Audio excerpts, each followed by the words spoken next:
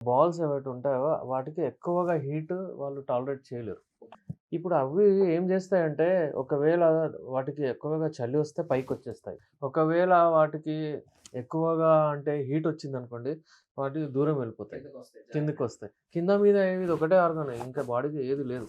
అయితే ఇప్పుడు ల్యాప్‌టాప్ అని ల్యాప్ మీద ల్యాప్‌టాప్ పెట్టుకుంటారు. ఆ హీట్ మొత్తము. హీట్ ఎక్కువైతే ఏమవుతుంది? హీట్ అస్సలు స్పామ్స్ టాలరేట్ చేయలేవు. స్పామ్స్ ఎట్లా వీఐపీస్ ఉంటాయంటే వాళ్ళకు అసలు ఏమీ ఉండకూడదు. చాలా స్ట్రిక్ట్ రూల్స్ మీద నడుస్తాయి అవి. అయితే స్పర్మ్స్ చాలా సెన్సిటివ్ ఉంటాయన్నమాట. వాటికి ఏ డిస్టర్బెన్స్ వద్దు వాళ్ళకు. అట్లా అంత సెన్సిటివ్‌గా ఉంటాయవి. ఇంకా అంత ప్యూరెస్ట్ ఉంటాయవి. అయితే ఇప్పుడు రేడియేషన్స్ గూడా ఫోన్‌లు పెట్టుకోవడం, రేడియేషన్స్ రావడం వాళ్ళకు టాలరేట్ కాదు. అందుకనే రేడియేషన్స్ కంటే ఫోన్‌లు గూడా దూరం పెట్టాలి. ల్యాప్‌టాప్స్ కూడా దూరం పెట్టాలి. ఇంకేంటంటే వేరే కణాలు, శుక్ర కణాలు ఏవైతే ఉంటాయో స్పెర్మ్ కౌంట్ కూడా తగ్గిపోతుంది దాని వలన. అంటే అవి తయారైన తర్వాత దాని మొటిలిటీ, దాని మార్ఫాలజీ గూడా ఖరాబయిపోతుంది. అందుకేందంటే ఇన్‌ఫర్టిలిటీ ఇష్యూస్ చాలా వస్తాయి. ఇంతకుముందు అబ్బాయిలు ఎవరికీ ప్రాబ్లమ్ లేకపోతుండే ఇన్‌ఫర్టిలిటీ ఇష్యూస్. అమ్మాయిలకే ఉంటుండే.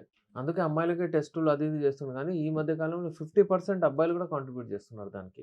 అంగస్తంభన ప్రాబ్లమ్స్ కూడా వస్తాయి దీంతో. అది మంచిది కాదు.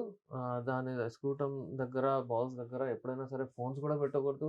ఎప్పుడైనా సరే మనం ల్యాప్‌టాప్స్ అవన్నీ కూడా పెట్టకూడదు.